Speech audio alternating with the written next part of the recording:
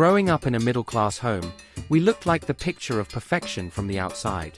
My mum, Madam B, was a powerful woman, head of a government agency, always sharply dressed, always commanding respect wherever she went. My dad, Mr. Mark, was very calm. A civil engineer who always showed up for PTA meetings and Sunday jollof at Grandma's. Then there was me, Ella, their only daughter. I was quiet, well-behaved one, until everything fell apart. The cracks started small. My mum was always at work. She'd leave the house at 5 a.m., come back at 10 p.m., and go straight to bed. My dad? He tried. But every time he touched her or wanted to talk, she'd say, "I'm tired, Mark. I'm not in the mood." It wasn't just about intimacy. It was everything. She slowly removed herself from the family, and after a while, my dad stopped trying. I was too caught up in my own world. I thought I was in love with Toby, my boyfriend of 3 years. We planned to get married. Until one day I found out he was engaged to my best friend. Not just any friend, my sister from way back in secondary school. The betrayal cut so deep, I couldn't even cry. I just sat in the living room that night with a bottle of red wine, staring at the wall like it would give me answers. That was the same night my dad came home drunk. I'd never seen him like that. He had this lost look in his eyes. When he saw me drinking, he didn't even say anything. He just sat down beside me and poured himself a glass too. We didn't say much at first. Then, all of a sudden, the silence broke into laughter. We were talking about everything and nothing, how lonely the house had become, how we both missed Mum, how love had betrayed us both. That night wasn't about anything but two broken people trying to feel human again. One song led to another. One glass turned into 5. I don't even remember when I fell asleep. I woke up in his bed. Naked. With him beside me. My scream woke him up. The horror on his face matched mine.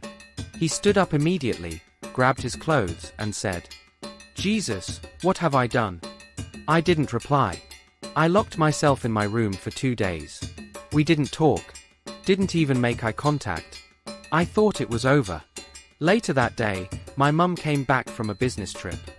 She didn't ask where anyone was or how we were doing. She packed another bag within 3 hours of returning and said, "Ella, tell your dad I had an emergency meeting." No hug, no warmth, nothing. I stood there and said, "But you just got back." She didn't even respond. When my dad came home that evening, he looked so hopeful. He had just gotten a promotion. Bought groceries, champagne, even a new dress for Mum. When I told him she had left again, something in him just dimmed. He sat down and said, "At least you're still here." That night, we ate together, danced to old high life songs from his youth, and watched a movie. It felt almost normal until he started crying.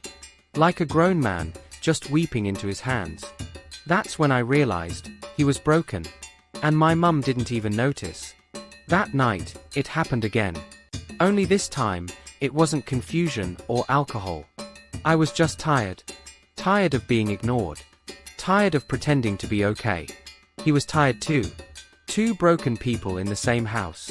We made a terrible decision. A decision that would haunt us both. Weeks passed. I missed my period. Took a test. And it was positive.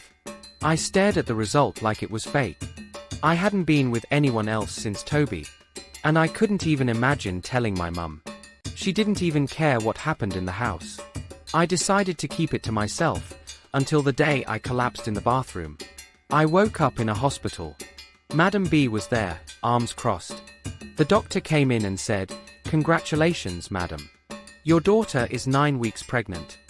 My mother turned slowly and asked me, "Who is the father?" I stared at the ceiling. That was the moment everything shattered. My dad came in later and heard the news. He went pale. My mum watched both of us like a hawk. She demanded to know who it was. I said nothing. He said nothing. That silence said everything. That was the last day we ever lived together. My mum moved out. Filed for divorce.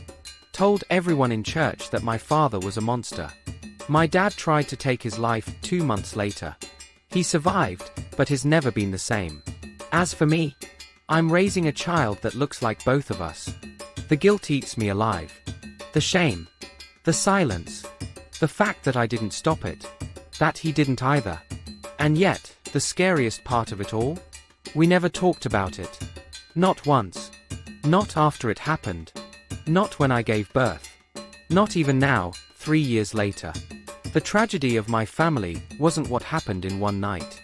It was what didn't happen for years, the talking, the listening, the love, the presence.